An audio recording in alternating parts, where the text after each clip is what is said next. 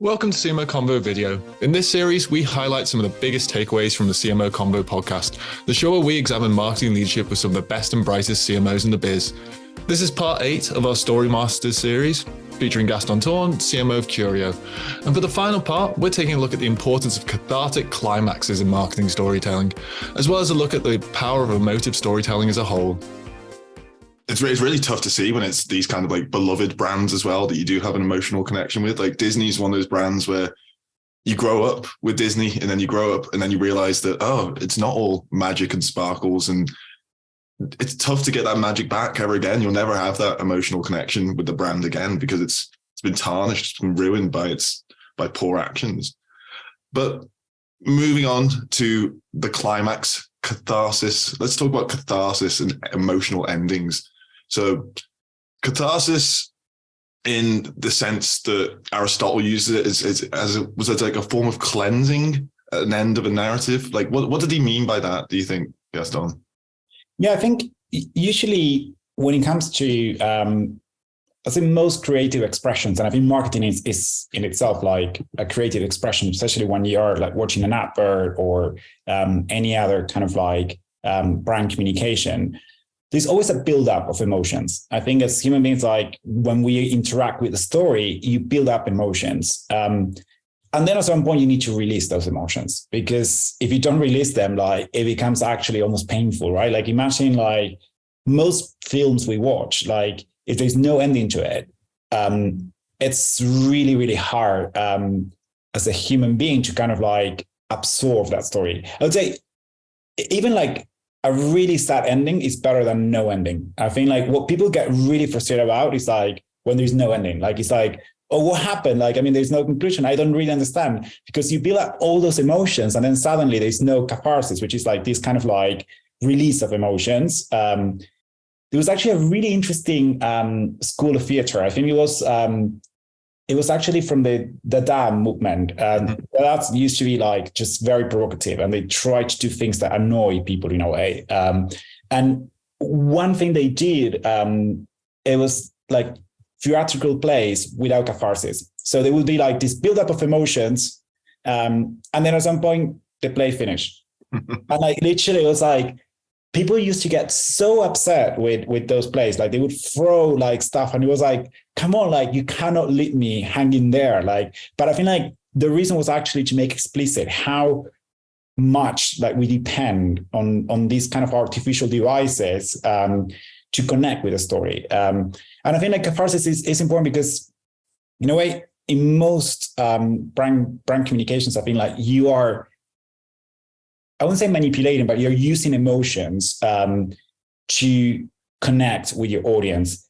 And I think a big part of like using emotions, it also means that at some point you need to know how to relieve that because it can become too intense. And I think you need to come to a resolution. It's almost like, you know, you can go through sadness and happiness, but at some point you need that kind of like moment of relief to go back to your everyday life, right? I feel like stories usually, going back to like one of the first concepts we discussed in this in this series, like this idea of like suspension of disbelief, right? Like you actually get so immersed into a story that you become very empathetic with the main character. And again, we're using the word empathetic, which connects back to pathos, like connects back to emotions.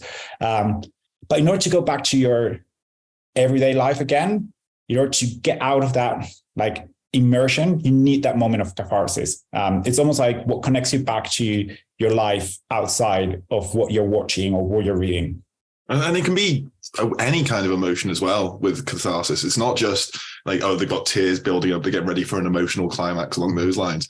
Like a joke can be like that. Like if you don't have a punchline at the end of a joke, if there's no actual like funny thing to it, you've got all this expectation built up and it sends you back the other way, not having the punchline there. Like you get annoyed, you get pissed off, like rather than being in that, oh, I'm getting ready for a joke, you're actually gone even further back the other direction. So that lack of resolution, that anti-climax can be very, very damaging to people. Like, well, people's relationship with the story or the brand. Like no one watches a movie that has a bad ending twice. I think the endings are how they are how you have like the emotional connection to a film. Like when you're walking out of the cinema, when you're walking out of a theater or something, you talk about like, oh, the ending was amazing, the climax was great, and that's why they load like heavy emotion into there to get that cathartic feeling.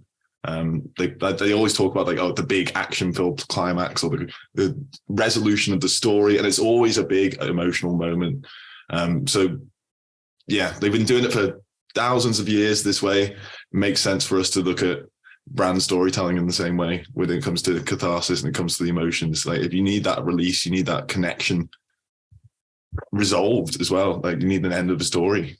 Completely, yes. And I feel like sometimes you can decide to break some rules. And I think it's important that like any good storytelling, I think should consider how to break some rules.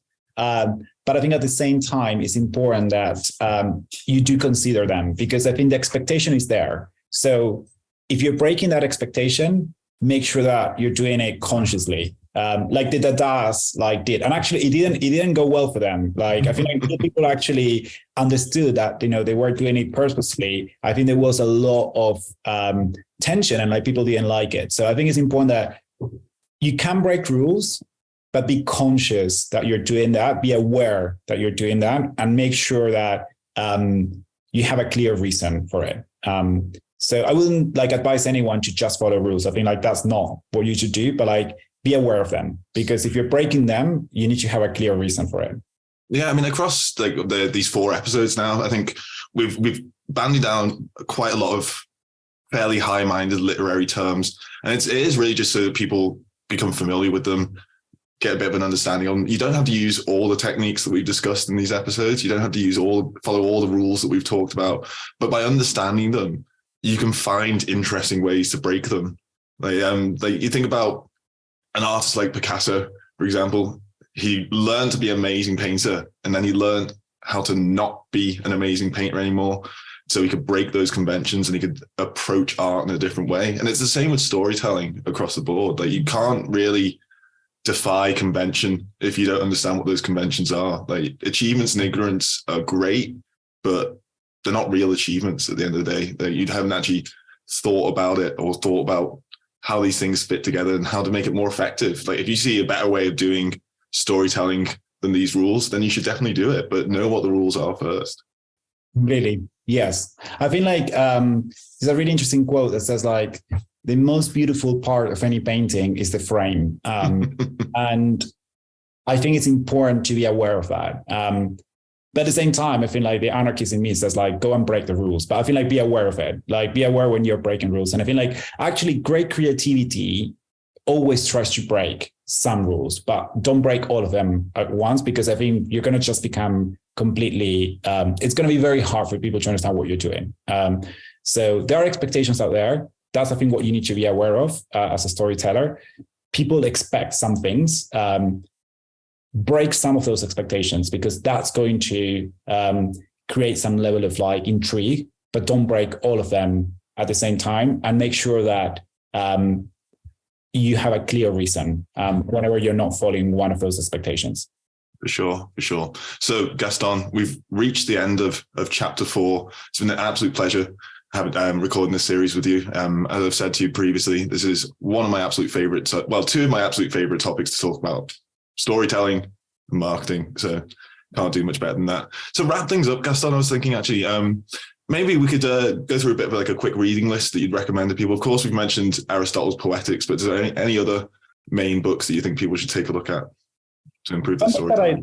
I love, it's called Into the Woods. It's by John York. John York was the screenwriter of Life on Mars. It's a series that was very popular in the UK, I think, probably now like almost 2 or 3 decades ago. But I think it's yes, I think it's been like a long time. Like he was the screenwriter of Life on Mars, and he has this book that is called Into the Woods, and it's amazing. It's a book that is not for marketeers; it's a book for screenwriters. But I think it has the most useful advice that I have ever read on storytelling. Really gives you a lot of principles. I think we discussed some of them in in this series, but I think also gives you new concepts to think about. So I would definitely recommend people to read Into the Woods. But then I would say my reading list would be fiction. Go and read a lot of amazing fiction. I think it's the best way to understand how stories work. Read amazing stories. And I think, of course, as a Latin American, I would recommend a lot of magical realism. I love 100 Years of Solitude. It's such an amazing story. It is. A lot of the stuff that we discussed today, actually, this kind of balance between logos and pathos, I think, in 100 Years of Solitude, and not just in 100 Years of Solitude, in magical realism, is so well done, because it goes sometimes it goes like into really weird places, like almost magical places, but at the same time, it's believable. It's not something that doesn't have any logical kind of a foundation behind it. Like sometimes, like, you know, you would be in this town, like in 100 Years of Solitude, like Macondo, and it will start raining for like many years, and it would start raining even flowers rather than actual rain. But like at no point you would be like, oh my God, that's unbelievable, because the way that the writer immerses you into that world and into that story, the suspension of disbelief, it's so good that you will never question what's going on in the story. So magical realism is amazing. I think another novel that is actually defined as the anti-novel, so I really recommend reading it, is Hopscotch by Julio Cortázar. Cortázar is my favorite. I'm from Argentina, and he's my favorite Argentinian writer. I know everyone knows Borges, but I think Cortázar is, in my opinion, like the best Argentinian writer. And I think like that particular novel, it's amazing. Going back to what we discussed today around rules, he defined it as the anti-novel. And it's a novel that tries to break the rules of what a novel should be like. The first thing, for example, like you can read it in multiple ways, but you can also flip between chapters. You can start from like the end, go back to the beginning. So that idea of like sequential reading of like the modern novel is, for example, not followed in Hopscotch. But it's such a beautiful book. And you can see how he breaks some rules, but also he uses some of the rules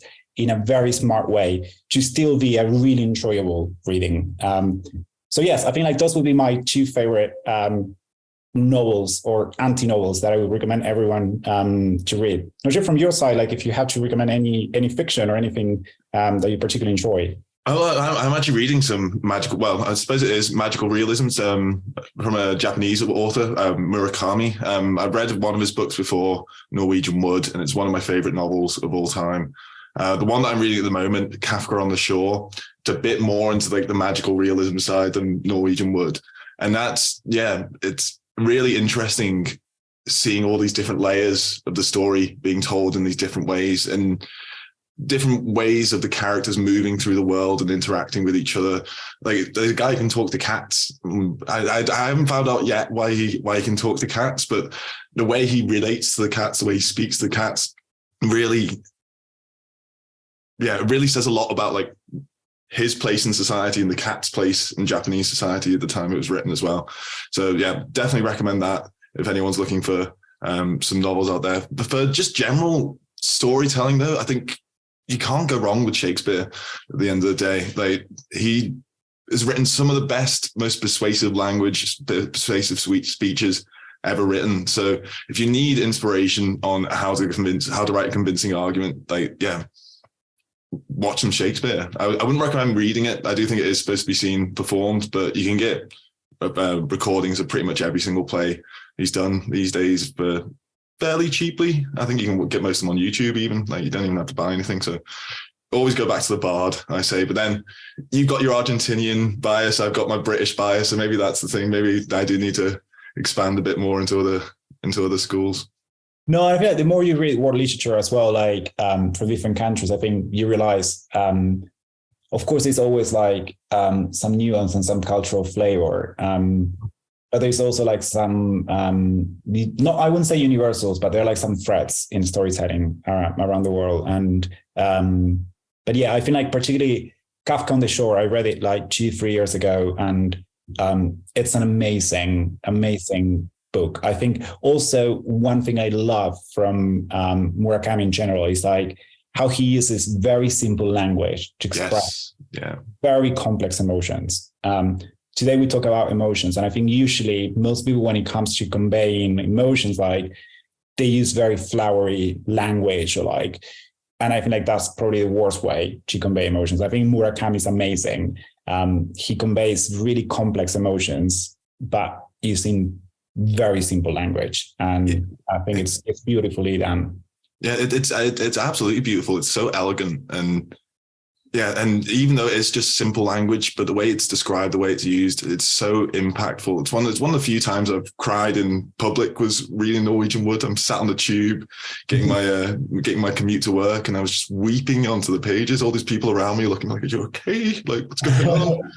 But it shows how powerful emotions can be in stories, and shows that is valuable to have when it comes to brand storytelling as well. Like, not every single advert that you put out, not every single story you tell is to make people cry or laugh, but it has to connect with some kind of emotion at the end of the day.